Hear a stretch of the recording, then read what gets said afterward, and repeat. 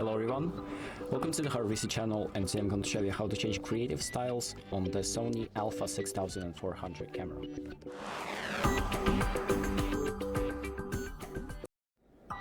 So the first thing that we're going to do is open up the settings by pressing the menu button, and then we're going to go to the section number 1 of the settings, so this red camera section, and then we're going to go to page 11.